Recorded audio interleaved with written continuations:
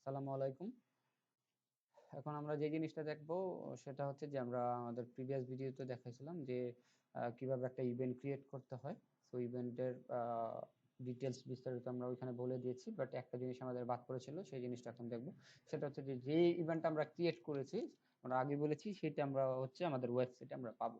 So সেই ইভেন্টটাকে আমরা কিভাবে পাবলিশ করব, আর আমরা হচ্ছে স্টুডেন্ট যারা হচ্ছে অ্যাটেন্ডি, মানে এটা পার্টিসিপেন্ট, তো সেই অ্যাটেন্ডেন্স লিস্ট আমরা কিভাবে পাবো শর্টকাটলি ইজিলি, সেটা আমরা এখান থেকে দেখবো। তো আমরা হচ্ছে এই যে যে ইভেন্টটা ক্রিয়েট করেছি সেটা আমরা চলে আসছি এখানে।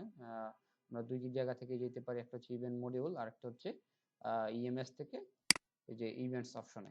সো যাওয়ার পরে দেখেন এখানে আমরা আগে ক্রিয়েট করে রেখেছিলাম একটা ইভেন্ট টেস্ট পারপাসে, যে এর পারপাস টেস্ট পারপাস নাম দিয়েছিলাম।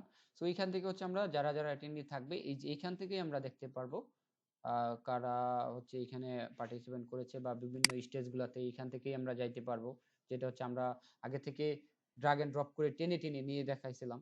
সো দেন হচ্ছে এখন আমরা পাবলিশ করব। সো আমরা যখনই এটাকে পাবলিশ করতে যাব, একটা হচ্ছে আমরা ওয়েবসাইট থেকে ডিরেক্টলি পাবলিশ করতে পারি, আর আরেকটা হচ্ছে আমরা এইখান থেকে যে ইভেন্টটা ক্রিয়েট করলাম এটা থেকেই এই যে গো টু ওয়েবসাইটে দিলে আমরা অটোমেটিকলি আমাদের ওয়েবসাইটে সেটা চলে যাবে।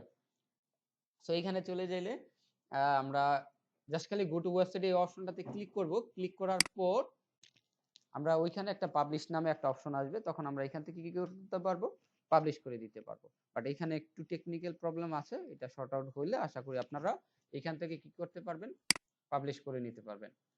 সো বেসিক্যালি মূল যে জিনিসটা দেখানোর ছিল সেটা হচ্ছে আমরা কিভাবে এই ইভেন্ট যেটা ক্রিয়েট করলাম সেখান থেকে কিভাবে সেটাকে পাবলিশ করব।